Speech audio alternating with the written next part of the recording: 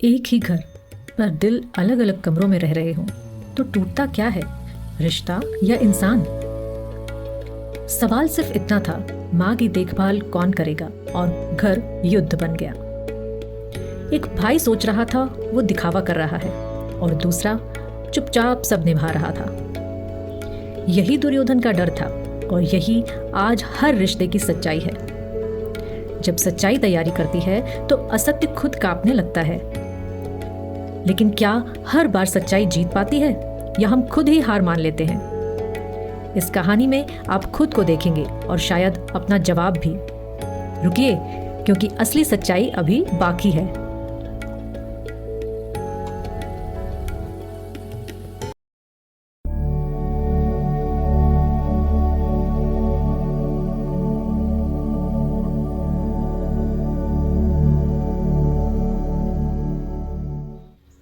कभी सोचा है, जब रिश्ते टूटने की कगार पर हों तो सचमुच दोष किसका होता है?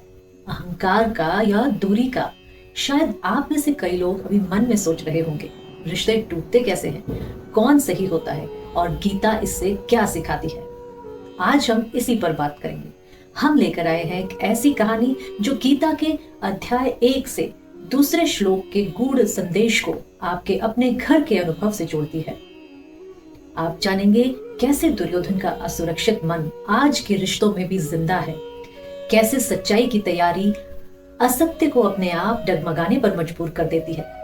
यह सिर्फ शास्त्र नहीं, एक आईना है जो दिखाएगा कि हर घर, हर दिल में एक छोटा सा कुरुक्षेत्र बसता है, और जीत हमेशा उसी की होती है जो सच्चाई और प्रेम के साथ खड़ा होता है।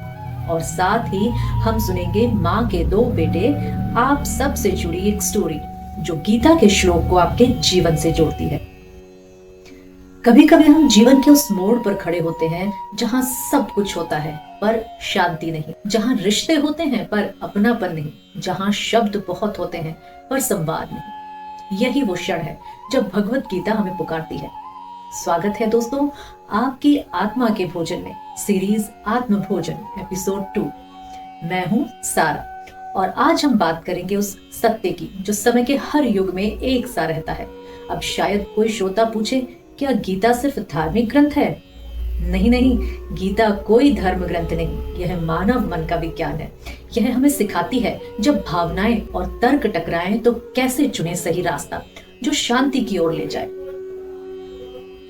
कृष्ण और अर्जुन का संवाद केवल युद्ध भूमि का नहीं, यह हर परिवार का संवाद है, हर रिश्ते का संवाद है, और सच कहूं तो यह हर इंसान के अंदर का संवाद है, क्योंकि हर कोई किसी न किसी दिन अपने ही मन के धर्म क्षेत्र में खड़ा होता है। अब आइए श्लोक सुनते हैं। संजय उवाच दृष्ट्वा तु पांडवानिकं व्यूढ़ं दुर्योधनस्तदा आचार्यम् उपसंगमय राजा वचनम ब्रवीत। इसका अर्थ बहुत सरल है। संजय कहते हैं, जब दुर्योधन ने पांडवों की सेना को रणनीति से सजी हुई देखा तो वह तुरंत अपने गुरु द्रोणाचार्य के पास गया और उनसे बात करने लगा। अब यहाँ एक श्रोता पूछ सकता है, इसमें खास क्या है? यहाँ खास है दुर्योधन का मन। बाहर से आत्मविश्वास से भरा हुआ राजा, और भीतर से असुरक्षा, भय और द्वंद्व से ग्रस्त। यह जिस गुरु से युद्ध में सहायता की अपेक्षा करता है, उसी के प्रति एक अप्रकट संदेह भी उसे सताने लगता है, क्योंकि द्रोणाचार्य का हृदय पांडवों के लिए कोमल है। अब सवाल आता है, श्लोक का असली संदेश क्या है?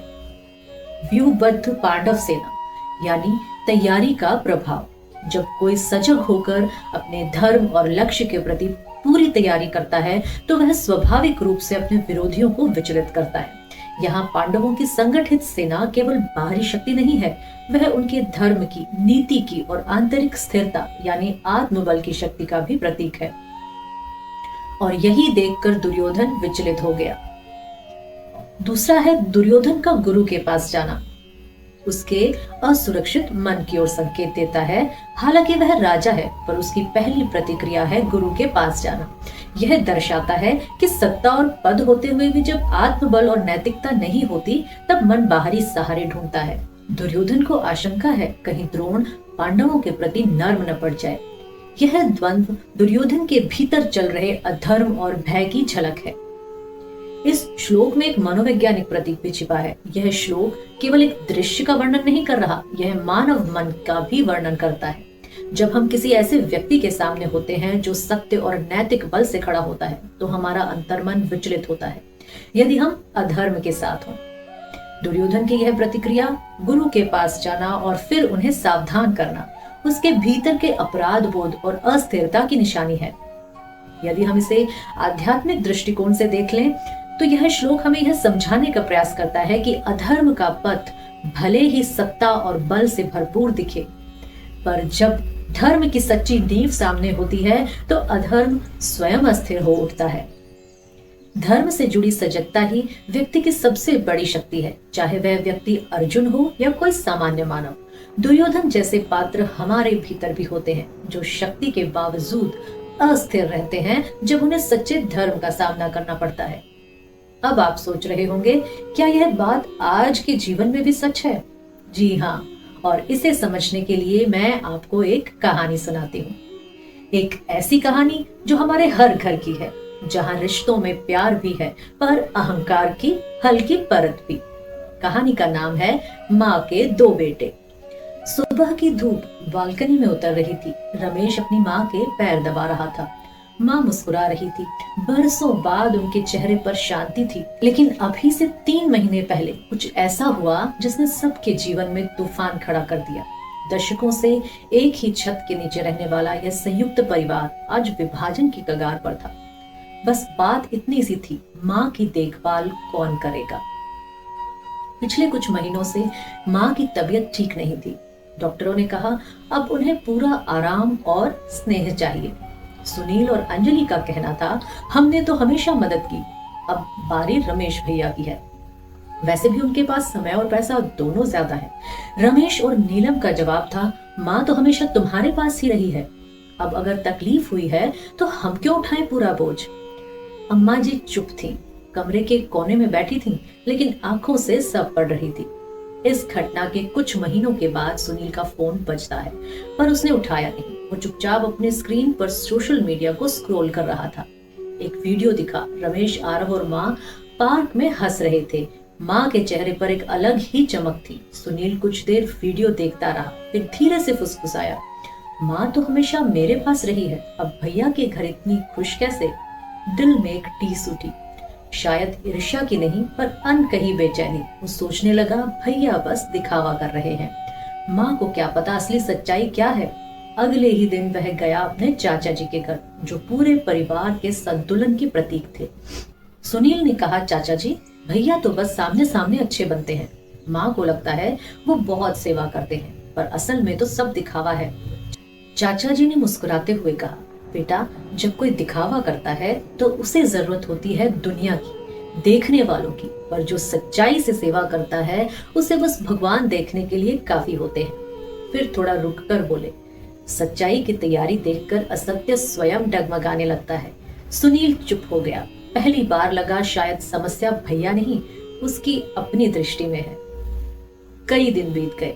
माँ की तबीयत और बेहतर हो रही थी। रमेश और आरव हर शाम उन्हें पार्क ले जाते। माँ पेड़ों को देखकर कहती, अब लगता है जिंदगी फिर मुस्कुरा रही है। सुनील एक दिन अचानक बिना बताए पहुंच गया। दरवाजे पर खड़ा होकर उसने वो दृश्य देखा। रमेश माँ के पैर दबा रहा था, आरव उन्हें कहानी सुना रहा था। माँ की आंखों में अपनापन था, लेकिन किसी भेदभाव के बिना। वो अंदर गया, चुपचाप माँ के पास बैठा। माँ ने उसका चेहरा देखा, कुछ नहीं कहा, बस उसके सिर पर हाथ रख दिया। वो स्पर्श शब्दों से ज्यादा बोल गया। माँ बोली, तू मेरा छोटा बेटा नहीं, मेरा गर्व है, और रमेश वो मेरा सहारा है। तुम दोनों मेरे हाथ हो, एक भी कमजोर पड़े तो मैं अधूरी हो जाऊं। यह सुनते ही सुनील की आंखों से आंसू गिर पड़े। वो झुककर माँ के पैर छूने लगा, फिर बिना कुछ कहे बोला, भैया, माँ अब आपके पास रहेंगी, लेकिन मैं हर हफ्ते आऊंगा, अब कभी दूरी नहीं रखूंगा। रमेश ने उसके कंधे पर हाथ रखा। दोनों भाइयों के बीच बरसों का मौन दरक कर ढह गया। दोस्तों, जिस तरह दुर्योधन पांडवों की व्यूहबद्ध तैयारी देखकर बेचैन हो जाता है, उसी तरह इस कहानी में सच्ची सेवा और मौन भक्ति को देखकर आरोप, अहंकार और मोह डगमगाने लगते हैं। यह घर भी एक धर्म क्षेत्र था जहां सच्चाई ने शांति से तैयारी की और असत्य धीरे धीरे अपने ही डर से हार गया। कभी कभी सत्य को शब्दों में नहीं, कर्मों में देखा जाता है। रमेश ने कुछ कहा नहीं, बस किया, और उसकी सच्चाई ने सुनील के भीतर के असत्य को हिला दिया। संजय की तरह हमारे भीतर भी एक आवाज होती है जो हर बार कहती है, देख, धर्म क्षेत्र में वही टिकेगा जिसके साथ सच्चाई है। और जब सच्चाई तैयारी करती है तो असत्य अपने आप कांपने लगता है। गीता का यह दूसरा श्लोक हमें यही सिखाता है, सत्य की शक्ति मौन में है, दिखावे में नहीं। जो सच्चे मन से कर्म करता है उसे दुनिया की तालियों की नहीं, भीतर की शांति की जरूरत होती है। कुरुक्षेत्र हर घर में है जहां प्यार और अहंकार आमने सामने खड़े होते हैं। विजय हमेशा उसी की होती है जो सच्चाई के साथ खड़ा होता है। अगर इस एपिसोड ने आपके मन को छुआ हो, आपको थोड़ा ठहरने या सोचने पर मजबूर किया हो, तो इसे औरों तक पहुंचाइए, क्योंकि आत्मा का भोजन तभी पूर्ण होता है जब उसका स्वाद बांटा जाए। लाइक, शेयर और सब्सक्राइब करना ना भूलें ताकि अगला आत्म भोजन सीधे आपके दिल तक पहुंचे। जय श्री कृष्ण।